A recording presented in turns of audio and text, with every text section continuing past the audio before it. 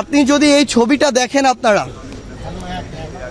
কিভাবে আসলে শুট করা হয়েছে, একজন মানুষকে শুধুমাত্র পয়েন্ট ব্ল্যাঙ্ক শুট করে, এভাবে কপালের মাঝখানে শুট করে তার খুলি এবং মগজ উড়িয়ে দেওয়া সম্ভব। সেই জায়গায় দূর থেকে কোন ট্রেন্ড স্নাইপার কোথা থেকে আনা হয়েছিল আমরা প্রশ্ন করতে চাই। তাদেরকে কি দেশে আলাদাভাবে এভাবে হত্যাযজ্ঞ ঘটানোর জন্য ট্রেন করা হয়েছিল, নাকি দেশের বাইরে থেকে ভাড়াটে খুনি নিয়ে আসা হয়েছিল ক্ষমতা বাঁচানোর জন্য?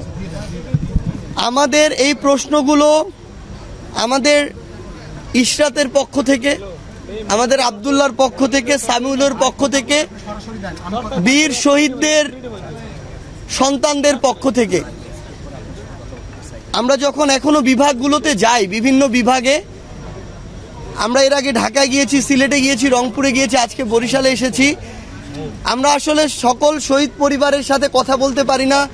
এটার জন্য আমাদের নিজেদেরই খারাপ লাগে। তো সেটা আমাদের, যদি আমরা যেখানে প্রথম যাব আর যেখানে শেষে যাব অনেক সময়ের পার্থক্য হবে। এই জন্য আমরা বিভাগীয় পর্যায়ে আপাতত যাচ্ছি, কিন্তু আমরা আমাদের সর্বোচ্চ চেষ্টা করব এই জীবনে একবারের জন্য হলেও যেন আমরা সকল শহীদ পরিবারের বাড়িতে আমরা যেতে পারি। এটা আমাদের নৈতিক দায়বদ্ধতা। তারা আমাদের জন্য জীবন দিয়েছে, এইটুকু তারা আমাদের কাছে একদম প্রত্যাশা করে এবং এটুকু অবশ্যই হওয়া উচিত।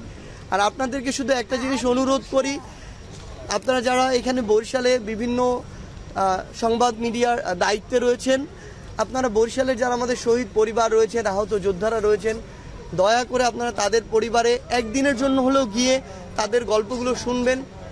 শুধু বাংলাদেশ নয়, পুরো পৃথিবীর মানুষ তাদের গল্প শোনার জন্য বসে আছে।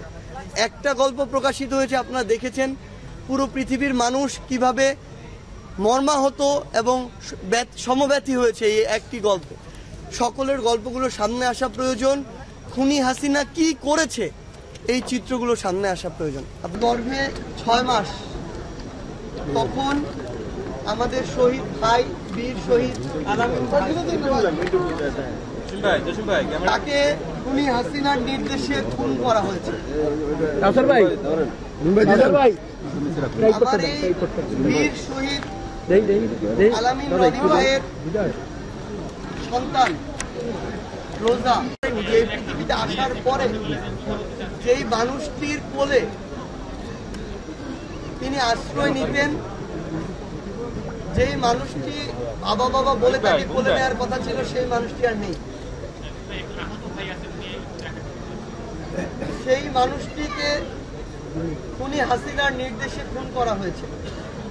ভাই আমাকে না, এই যে খুনি হাসিনার পক্ষে বিপক্ষে, খুনি হাসিনার ফ্যাসিস্ট রেজিমের পক্ষে বিপক্ষে যারা কথা বলছেন, তাদের একটা উত্তর দিতে হবে যে আমার এই বোন রোজা তার কি দোষ ছিল, কেন তিনি তার বাবাকে বাবা বলে ডাকতে পারবেন না, কেন তিনি এই পৃথিবীতে এসে বাবার কোলে তার যে নিরাপদ আশ্রয়স্থল সেখানে উঠতে পারবেন না। এগুলোর উত্তর ছাড়া, এগুলোর মীমাংসা ছাড়া আসলে এই বাংলাদেশে আর যাই হোক ওই খুনিদেরকে আমরা প্রতিষ্ঠিত হতে আর দিব না।